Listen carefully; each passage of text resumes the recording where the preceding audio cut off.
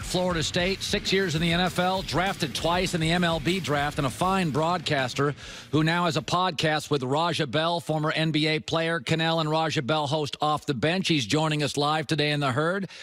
Danny, first of all, you know I love you. I recruited you hard to come to Fox Sports 1, but too many people were after you. I want to start with Zeke. NFL is not the NBA. You have to move off stars all the time with tons left in the tank.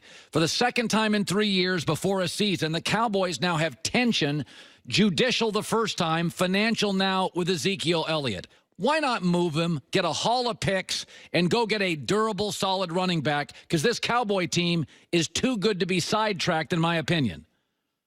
I think you have a great idea. I don't think Jerry Jones will do that because of what Ezekiel Elliott means, not only to that locker room, but more specifically to Dak Prescott. I mean, he really is Dak Prescott's security blanket, and what he means to that offense is just, I don't envision any scenario where Jerry Jones would move him. But I do think you made an excellent observation that I think you are aware of. Look, the NFL is not the NBA. The players don't have the same type of leverage. And yet we're seeing more and more NFL players look at the NBA and think that they're giving them a blueprint of how to get more money, how to get their way on a different team, how to kind of navigate their careers. And it simply doesn't work the same. And until they wake up to the harsh reality that it's not the NBA, there are going to be some guys that are going to lose out on a significant amount of money because they think they can hold the cards in their hand. Like Le'Veon Bell last year, he thought he had some leverage. The Steelers looked him right in the eye and said, go ahead and sit out. And it cost him $14 million in right the prime of his earning potential. And the contract that he got with the Jets isn't that significantly much more money. So I think the NFL players are really looking at a wake-up call right now, and yet they're not realizing it. You know, there are some analytics that say don't give running backs 25 years old that long contract, and I do think Zeke is rare. I want to ask you about the Cleveland situation because I'm under the impression that veterans win in all sports in the postseason. The Browns have the youngest roster, a rookie head coach. But the Odell Beckham situation is fascinating. Jarvis Landry has the most catches after 5 years of any receiver in NFL history in their first 5 years. They have multiple running backs. They have the best young tight end after George Kittle of the Niners in the league. They got a lot of mouths to feed. I can see Odell Beckham in that first 8 weeks, very tough schedule, getting frustrated, not getting the ball enough. Now, I do think Baker and Odell should succeed. Can you see a situation where it implodes?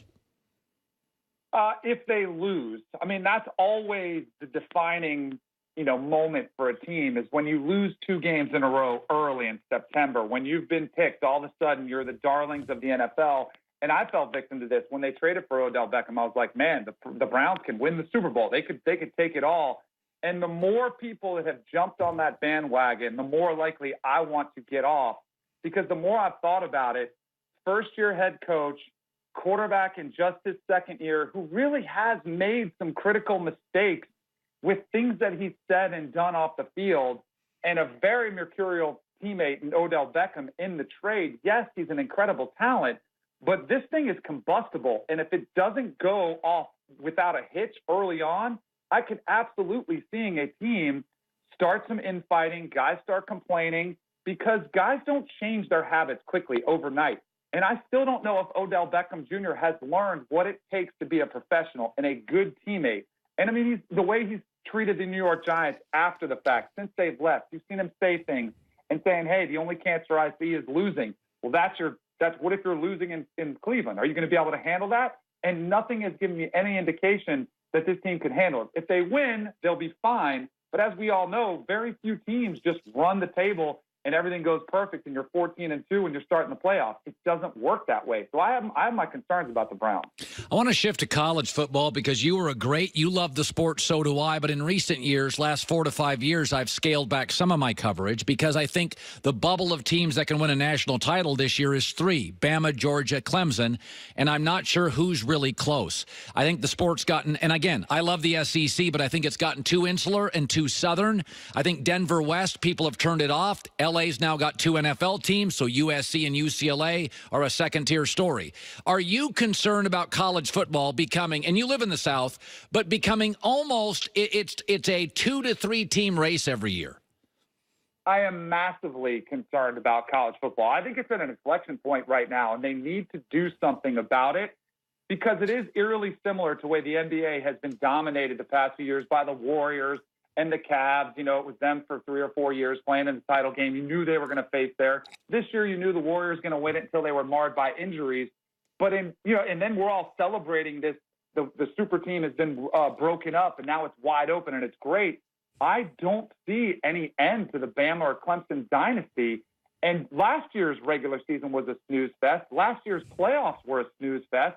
I don't see this ending anytime soon. And I'll give you an example of the difference in the two. So in the NFL, you have 15 teams that are better than a 30-to-1 odds to win the Super Bowl. So if you're a fan base, you can take a flyer and say, 30-to-1, that's not a bad odds. I'll take that. So about half the teams in the NFL are within 30-to-1 odds.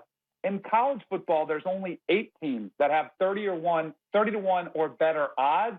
But the thing is, there's 130 teams in college football in the FBS subdivision. And even still, if you whittle it down to the reality of Power 5 teams, it's only going to be 12% of teams that are within those 30-to-1 odds, which still are long shots. We say maybe that could happen.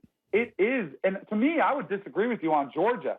I don't think they're in the bubble. I think it's Bama and Clemson, and everybody else is looking up to them because if you look at the second half of those games between Georgia and Bama, yes, they were trailing at halftime, but the second half combined, the last 2 times they faced Georgia, they've outscored them 47-17. So I think there is a big problem in college football. The regular season is the biggest concern I have. And the only fix to it, in my mind, is for them to expand to 8 teams, which they have been very reluctant to even acknowledge. Yeah, I think college football has another issue. It's called the NCAA. They should shorten schedules, get into conference play sooner. You could dominate September. NFL doesn't play until the second week of September. You could really have 12, 15 huge games from August 20th to September 10th, and they don't. It ends up being garbage.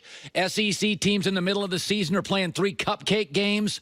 It's awful. And the thing I say this, I love college football. So it's something I struggle with in terms of how much do I talk about. Danny Kanell's his name, friend of the show, great talent. Danny and Raja Bell host Off the Bench, CBS Sports. Great talking to you, buddy. Wish we had more time. No problem, Colin. I'll talk to you soon. Yeah, really, really talented guy. Yeah, I mean, by the way, I say this all the time. What I talk about on the show isn't always what I love. I love United States men's national team soccer. I like the women too. But the men, I like watch their friendlies. I watch every match they play. But I know you don't care 3 years out from a World Cup about a friendly against Venezuela. Okay, so I don't talk about that, right? I love college football. I love it. It's for the longest time, it was my favorite sport. But they basically allow too many crappy games, and I'm not blaming Bama and Clemson. I'm not blaming anybody here. In their footprint, there's more good high school players. The sports become very, very regional. And once it becomes regional as a syndicated host, it's not a national topic as much. And so I'll sit in Saturday for 9 hours and watch college football, and then Monday I can't talk as much about it. That's just the reality of my business. Coming up next, it is remarkable. Some of it's a coincidence. Some of it is not.